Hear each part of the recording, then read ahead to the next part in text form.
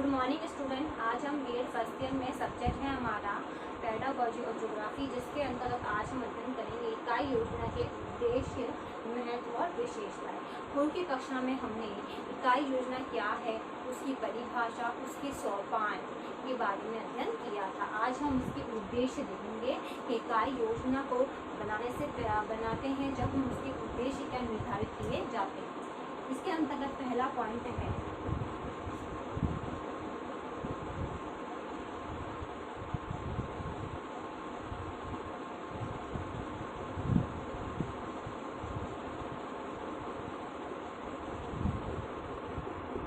विद्यार्थियों की अभिरुचि को ध्यान में रखकर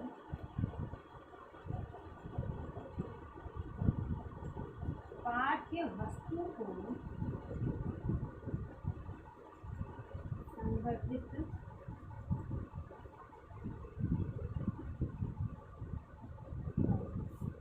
इसके अंतर्गत जो हमारा पहला उद्देश्य इसमें बताया गया है कि विद्यार्थियों की अभिरुचि किसमें है, उसको ध्यान में रख के हमें पाठ्य वस्तु को संगठित करना चाहिए, क्योंकि अगर वह अभिरुचि के अकॉर्डिंग नहीं होता है तो वह शिक्षण कार्य प्रभावी नहीं होता है।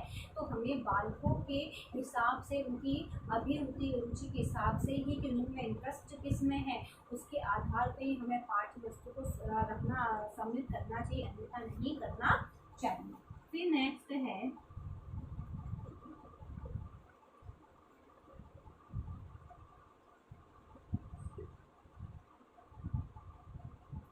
विषय वस्तु को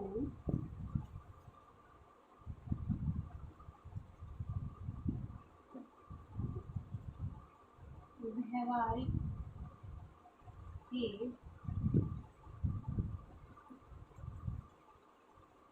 जीवनोपयोगी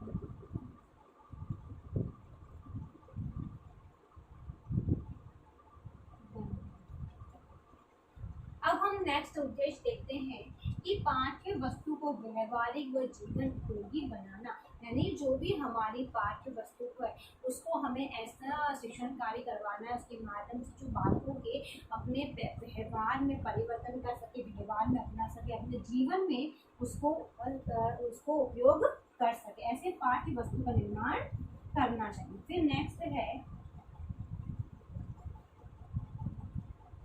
सीखने का पूर्ण।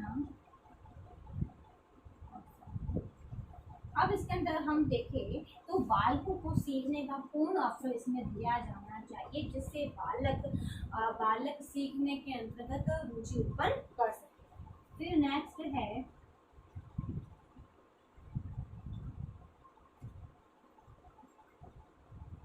दैनिक पाठ योजना बनाने में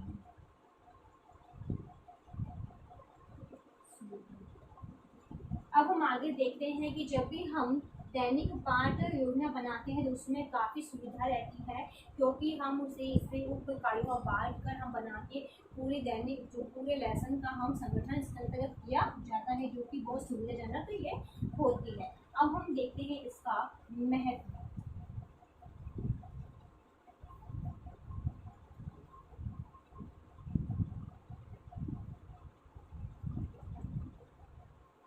कि इकाई योजना का क्या महत्व है,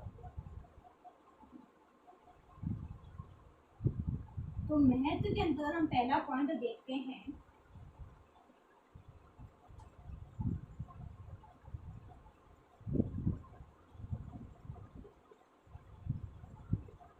संपूर्ण पाठ के संक्षिप्तीकरण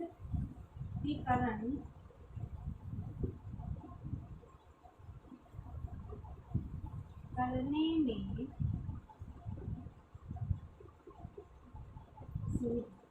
हम इसके अंतर्गत क्या कर सकते हैं, जो हमारा पूरा लेसन है उसको हम संक्षिप्त में बांट कर, पॉइंट बाद में बांट कर हम उसका उपयोग कर सकते हैं।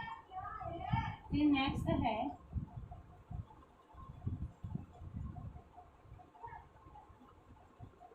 शिक्षण क्रम को योजनाबद्ध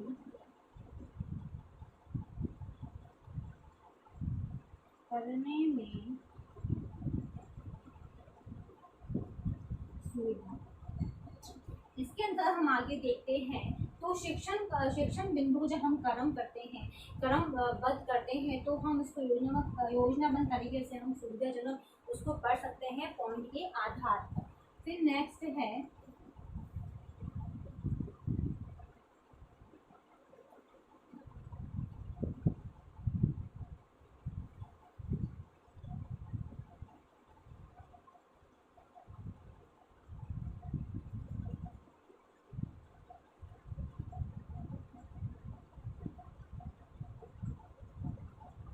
इकाई जांच पत्र बनाने में सहायक।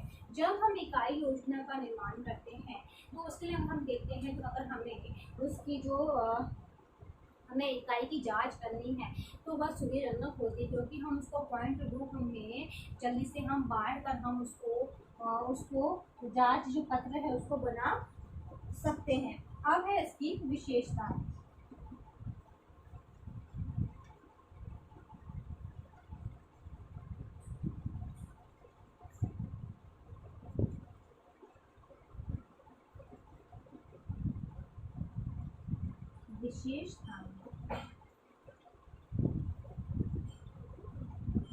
विशेषताओं के अंतर्गत हमारा पहला पॉइंट है, इसमें है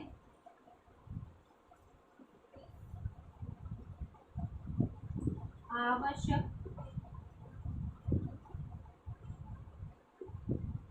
विषय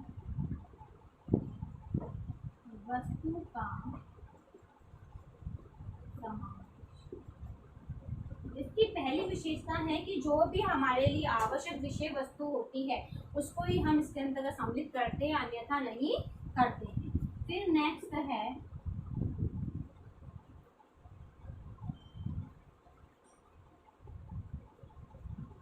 व्यक्तिगत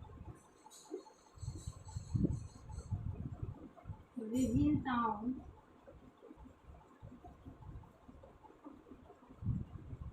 को ध्यान में रखते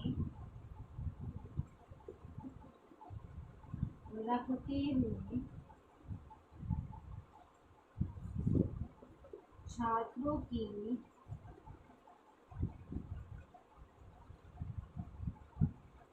जिज्ञासा,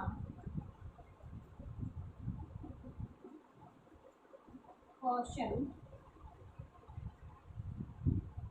का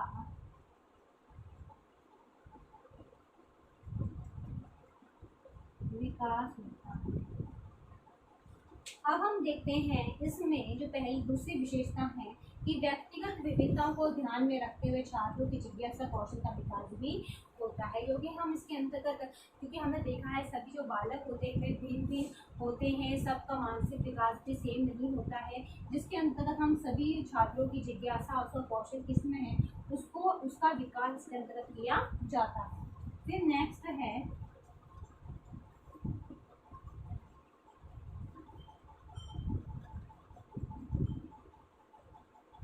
छात्रों के सहयोग, सहनशीलता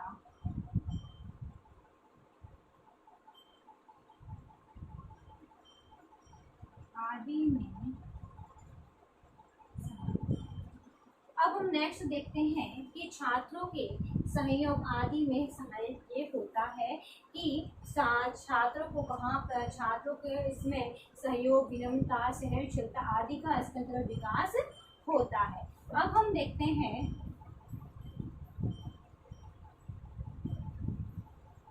पाठ्यक्रम को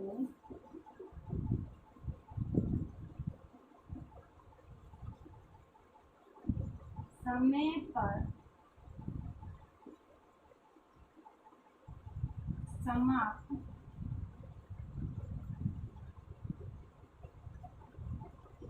करने में सुविधा। अब इकाई योजना की जो नेक्स्ट विशेषता है कि इसमें हम पाठ्यक्रम को सही समय पर समाप्त कर सकते हैं, क्योंकि हम जब उस पॉइंट के माध्यम से यूनिट प्लान के माध्यम से उपखंडों में बात कर जब हम पढ़ाते हैं तो वो बहुत ही आसान हमारे लिए हो जाता है शिक्षण कार्य करवाने के लिए। अब इससे संबंधित आज का आपका होमवर्क है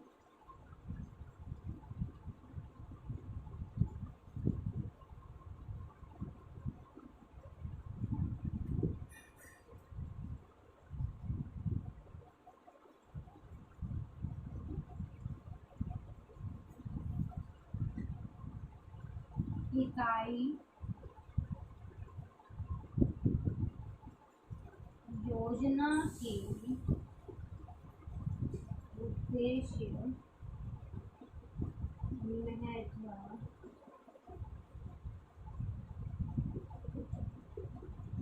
विशेषताओं का वर्णन। इकाई योजना के उद्देश्य, महत्व, विशेषताओं का वर्णन कीजिए। ये क्वेश्चन आपको आपके नोटबुक में उतारना है।